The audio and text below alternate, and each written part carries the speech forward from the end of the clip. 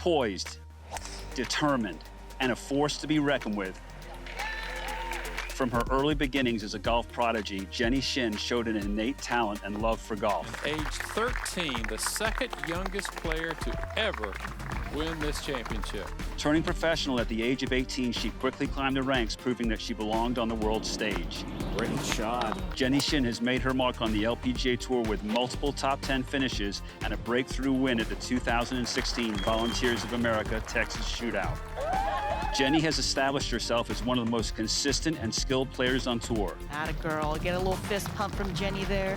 With a swing as smooth as her dance moves, Jenny is not just another name on the leaderboard. She's a fierce competitor who is here to share her secrets on strategy and thinking your way around the course. Let's get started on this two-part series with Jenny Shin on Playing Lessons.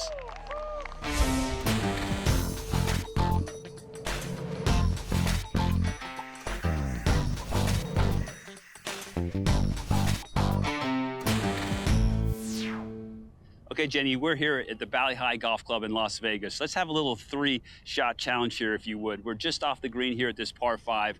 We've got a shot with a tremendous amount of green to work with. Let's take your most lofted club here, your least lofted club, and this little something in between, and hit these 3 shots, and you'll tell us exactly what you think in terms of what's the most effective.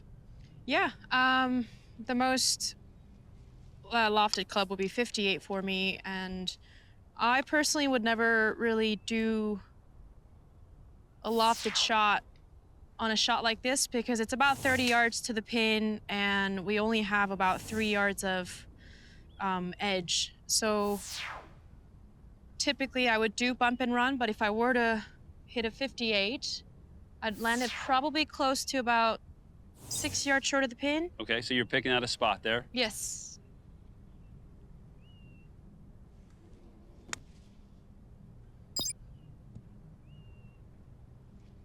Just going away from us a little bit then. Yeah, that little downslope. It's a tough shot. What would be the club that you play kind of in the middle between that and the least lofted club? Yeah, I was thinking 9-iron. Usually a 30-yard shot. I would kind of divide it into thirds. It starts off a little bit downhill, uphill, and then goes over the mound again. So I'll probably land this around 7 yards on. Okay. And then hopefully it'll release about 23 yards.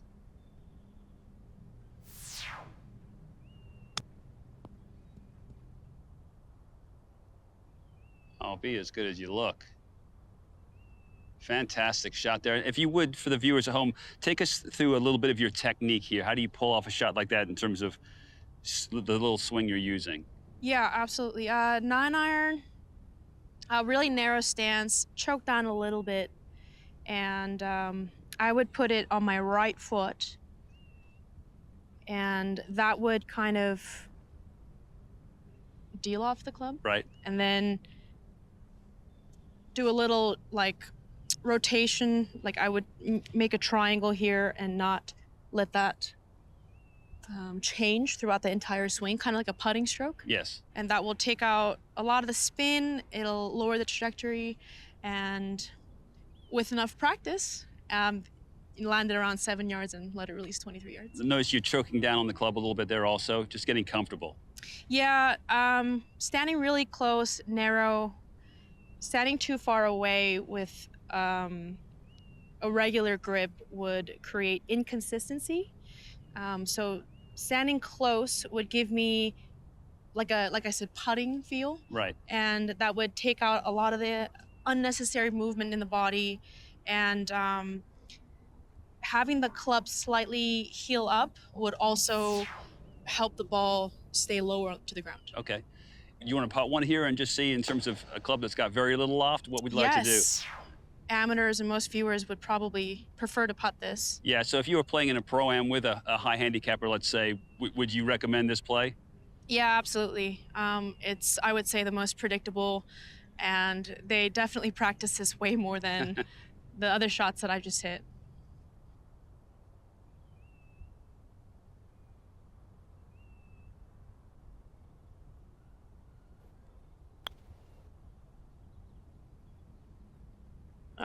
Get there. Yeah, tough one for me. Yeah, and for a putt this length, how are you judging the field? Are you someone that paces things off, or are you just something you pick up in your head?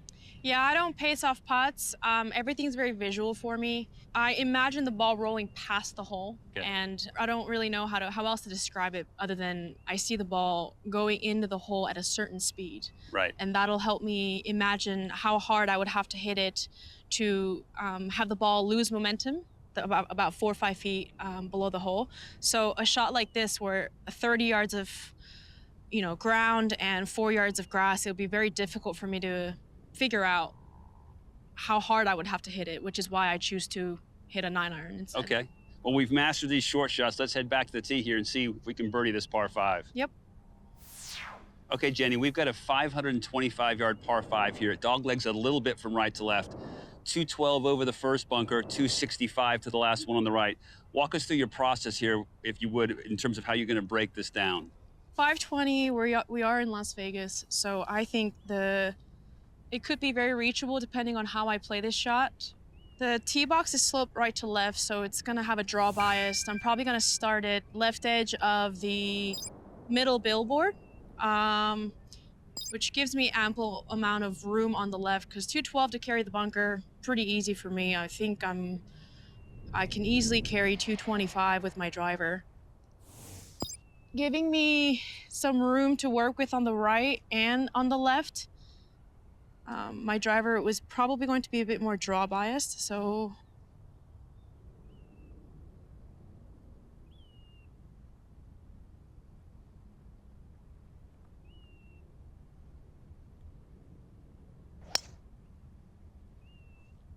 that was a bit line. heely, but good enough.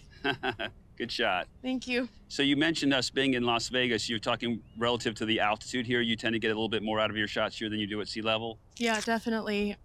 On a hotter day, because right now it's pretty perfect, but on a hotter day, I think I can get my driver up to 240 in the air, which would give me, easy chance for eagle. Yeah. So on a par 5 like this, where you feel like you do have a chance to get there in 2, are you reaching back for a little bit more off the tee? No. Usually trying to hit it harder never really gets the ball further. I stick to my normal routine, I stick to my tempo, and I try to hit it good as much as possible. Okay, Jenny, let's go back to your amazing performance at the 2016 Volunteers of America tournament just outside of Dallas. You won that tournament a couple of groups back in terms of relative to the leaders. Just tell us about that day, if you will, and what was going through your mind as you pulled it off. Yeah, I remember pretty vividly. I think Amy Yang and Jarina Mendoza were contending in the lead. I definitely didn't have a win in my mind until the very last hole. I kind of looked back into the leaderboard and saw that I was at the top, and I had a pretty shaky downhill right to left, putt 4, par. Yeah, I just stuck to my process. I just believed that I can do it and sank the putt, and turns out I won the golf tournament. How did life change for you then, and how did you take that momentum forward into the tournaments that came afterwards? Yeah, it's difficult to say, because like I said, it was an unexpected win, and a part of me kind of felt like I didn't deserve the win. That was clearly not the right mindset to have, but I was pretty young, and I think I matured a bit later being on tour for so long. I didn't really know what to do after. I didn't have really clear guidance and instruction on how to win again and be in contention again. And like, what am I supposed to do better? What am I supposed to work towards? Because I've got my win, and it kind of felt like I did what I wanted to do. What do I do now? And after that, I actually struggled a lot mentally, and was kind of lost, I think. And I think that's why I struggled to get back in contention again for a long time. So is it fair to say you felt like you almost surprised yourself with the win you won before you expected to? Yeah, it was a surprise, and it didn't really set in. The winning of, oh my God, I did it, I'm a winner on the LPGA Tour, didn't really yeah, it never did, and I still don't really know. And I think that's why I'm searching for it so desperately now.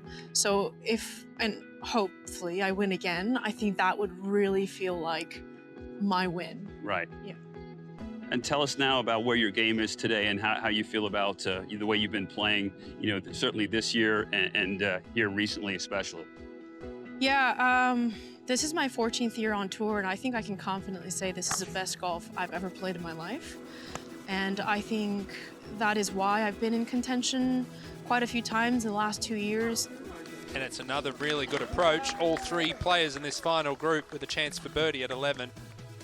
Being in contention, being in the last group at the KPMG last year at Baltusrol, and then having a few moments like that in other regular tournaments, and then a few weeks ago at the British Open playing with Nelly Korda with maybe 2 shots behind the leader, I really felt like I had a chance to win because, you just don't know with that golf course and the golf conditions. So everything's pretty new to me. I've never contended in a major like that before. So I am really happy with where I am right now, and yeah, it feels great.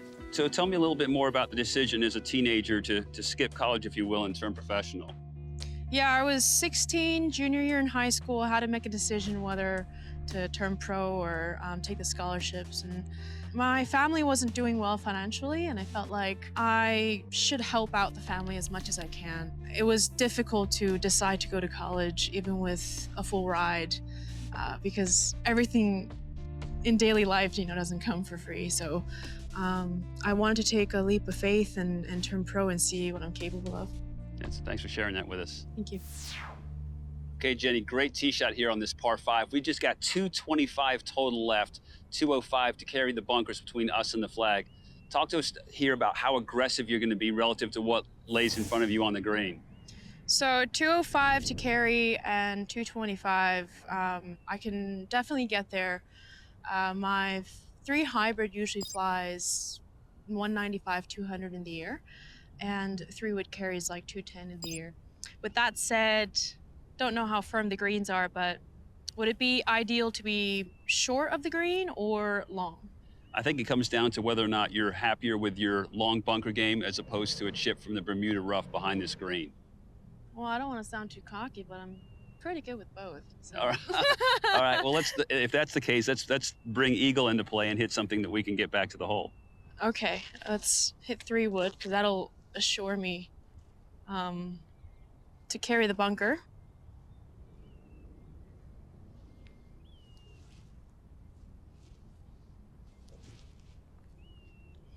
I'm going to aim in between those 2 palm trees. Okay. Pins on the left, so I think I would rather be missing left than right.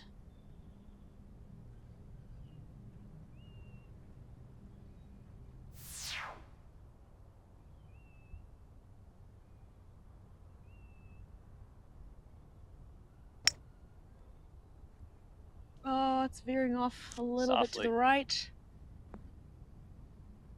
Good shot. Yeah, I'll take that. On the dance floor. If this hole happened to be 40 yards longer and we couldn't get there in 2, talk us through your layup strategy, if you would. Are you a get me as close to the green as possible young lady, or would you like to, lay it up at a certain number? I think that depends on the pin location. With that pin being 20 yards past the bunker, I wouldn't mind getting as close as possible. Now, if the pin was right behind the bunker and I didn't want to short side myself, I'll probably leave myself a full wedge shot. All right, Jenny, that was some 3 wood you hit into this par 5. We got this putt here for eagle. If you would walk us through your process in terms of how you go about, a putt of this length, but also tell us, does it change the fact you're putting for eagle as opposed to a birdie or a par, what have you? Depends on where I am on the leaderboard, right? Right. Lag putt like this, I think a 2-putt birdie is a pretty good chance. But regardless of what the putt is, my goal is always the same. I'm going to try and get it past the hole at least by 2 feet. So what I would do is probably go take a look behind the hole. And most importantly, on a lag putt like this, I come on the left side where it's lower. And I would generally look at the slope.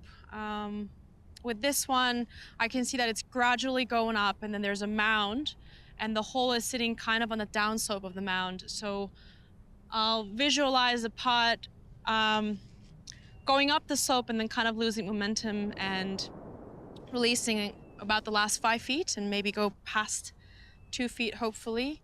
And I usually line up all my putts, but on a lag putt like this, it's not really about accuracy, but more about having a general idea where to aim. Right. So I'm probably going to aim this around 2 feet right of the hole, just inside.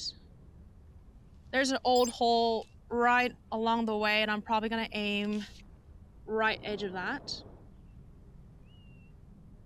And what would you consider to be a quality lag putt from this distance? How far from the hole?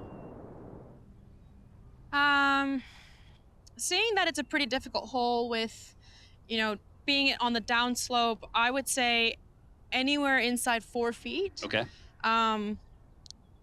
But 4 feet short of the hole, where Right. it's a downhill putt, isn't ideal. I think 4 feet past the hole is, definitely way more makeable. Ideally, I would want to be past the hole, and if it is short, no more than 2 feet. Okay.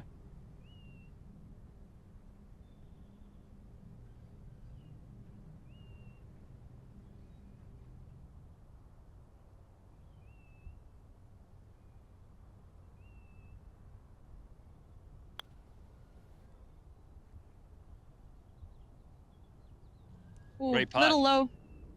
Well done. Great birdie. Birdie. Okay, Jenny, this is the part of the show we call Hole-in-One Club. Let's talk about holes in one, how many you've had, and which one really sticks out to you the most. I've had 6 hole-in-ones before. Nice. And the most memorable one was definitely Kings Barnes, British Open, and last year at CME. Very nice. The one at the British Open, what kind of club were you hitting? It was a 4-iron hybrid, 187, rating sideways, left to right wind. The most beautiful view. And I hit it and I was looking at it, I'm like, that looks really good. And it went in. That was pretty, it was electric. Now, CME, we actually have video of that one. Tell us about that shot, and our viewers can see it at home. Yeah, I don't know if it was number 8. I think it was number 8. Yeah, I hit an 8-iron, slight draw. I hit it really good, and I looked at it and I was like, that looks really good. And then it went in and the crowd went wild, and I was like, yay! Very nice. Do you win anything for it? I helped donate $20,000 to St. Jude. Very cool. Yeah. Any others that stand out? Yeah, it was, I think it was called Kraft Nabisco back then. It's now Chevron Championship. It was on the 17th par 3. I hit a 5-iron hybrid. I kind of tugged it and I was thinking, oh crap, that's gonna be in the bunker. I hate my life. And then I look up, and because I pulled it, it carried the bunker. Right. And I saw it hop like 2 bounces in, and the crowd went wild, and I was like, did that just go in? Did I win a freaking car? So I turned around and there was a car, and I was like, oh my God, this is the best day ever, because I wasn't playing well. That's fantastic. So, yeah. Okay, Jenny, we're on a par 3 here, and if my eyes don't deceive me, there's no flag in the hole. So let's talk about how we're going to go about doing this. I mean, actually, we've set it up this way just to prove a point to our viewers at home. We've got 112 to the front edge, 133 total. What would you do if you were out here playing super early one morning and there was no flag in the green? Right. If you were to beat the superintendent and come out here very early, I would say middle of the green is the best bet. I think middle of the green for really any pin on this hole would be a good position. And does shop shape matter at all to you when you're dealing with something like we have for you today? Yeah, as you can see, if there was a pin on the right side past the bunker, depending on what club I have, and especially when I have a short club like this, I don't generate enough club head speed to be able to shot shape with a 9-iron. So the good thing is I'm pretty straight with my 9-iron, so I would probably hit a straight shot, knowing the risk of probably, if it's a little bit long, I'll go a little bit over, and obviously a bit short would be left side of the green. But the only shot shape that I would see with the shorter iron is if it was in the front left pin, I would probably hit a slight draw and aim at the middle of the green. If it draws, great. If not, it's still in the middle of the green. Okay, let's see the shot, please. Now, if there's no pin, but Right. there's still a cup, Yep. and the amateur hits it to the middle of the green and they make it, is that a hole-in-one?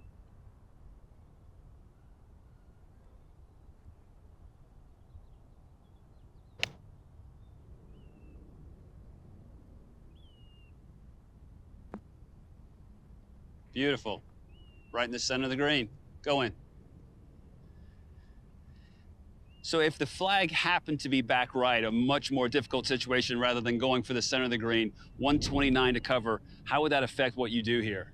I would ask my caddy, like, hey, what is a miss? Is it better to be slightly long or is it better to be in the right bunker? Depending on what my caddy says, like if it's better to be long, I'd probably hit a 3/4 8-iron, Okay. which would land around pin high. And if it gets a little bit unlucky, it'll bounce over. But either way, I would be able to avoid the bunker and give myself a really good chance for birdie. Well, we've got that 129 cover. We got 151 back edge. Let's hit a shot to that back right. So let's imagine that the pin's going to be about 144. And with no pin, what are you using? How are you going about having correct alignment for a shot like this? The easiest way on a tough pin like this is to have like a goal post. Yeah. So left and right. On this pin position, I'm going to assume that it's in the left pillar of that clubhouse. So I will be aiming in between the pillar and the palm tree just left of it. Okay. Which gives me about a 6 to 7 yard room for air. Okay.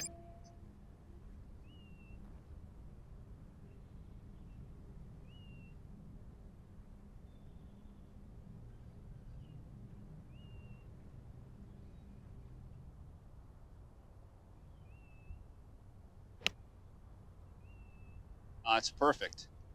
Great shot. Well done. So if there was a flag on the left side of the green, a little bit more water into play, how would that affect your decision-making in terms of pulling off that shot? I truly think when there's too much trouble, like for instance, water, and especially being yellow stake and not red, Right. I would probably take my medicine and aim 6 to 7 yards right at the pin. And depending on how I feel that day, if I feel really confident with my pitching wedge or my 9-iron, I'll just go for it. Gotcha. Give myself a good birdie chance. Okay, let's hit that shot. On that angle, we've got probably 115 to carry. Yeah, And okay. let's say 125 total. I'm going to say the pin's about 4 from the left. Okay. Like I said, goalpost. I would probably aim at those 2 yellow stakes in between that. Okay. That'll give me, yeah, a good 10 yards to work with. Perfect.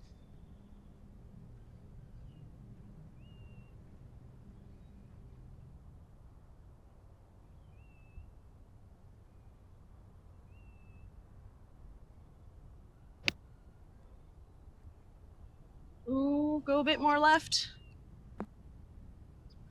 Very well pulled off there.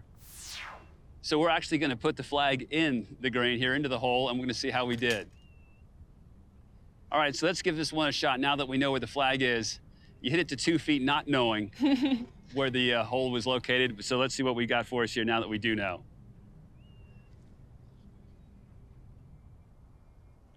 They say ignorance is bliss, right? That's right.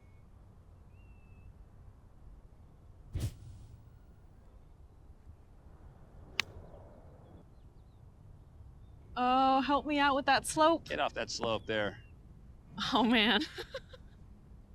So is it fair to say that for some of us, it's maybe, you know, not that bad a thing to not know where the hole location is, and that playing towards the middle of the green can often lead to a lot of success?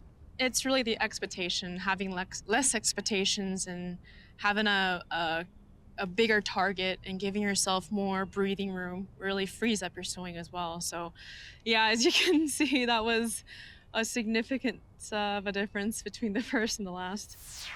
Okay, Jenny, great shot there. Thank you. We're going to give you this little 2.5, 3 footer for birdie here. Let's get a putt with a little more substance to it up this hill, and you can just take us through how you go about your putting routine. Okay. What is it that you're looking for? 9-footer, makeable, uphill, so definitely don't want to be short. We'll take a look from the other side.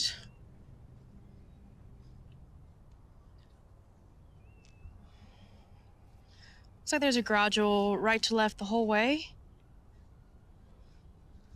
I'll start this about a cup out.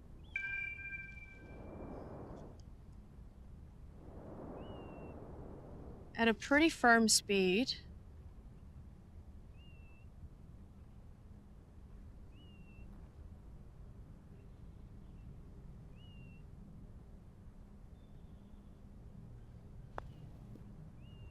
There it is. And for our viewers at home, how much are you thinking about, technique versus the artistry of a putt? Putting is not much of a technique, but more of a confidence thing. Okay. And given with the right speed, generally, I think most amateurs will have a better chance of making the putt if they had the right speed. As much as putting is black and white, I sometimes feel like looking at the strokes of certain pros, you don't need to be perfect. There's no right or wrong. There's no, textbook technique for putting. Or it's not really about the technique, but more of the speed and what you can visualize and how confident you are over the ball. And you've been, well, certainly in that putt there, you were left hand low. Have you been doing that for quite some time, or are you someone that tends to change up your styles?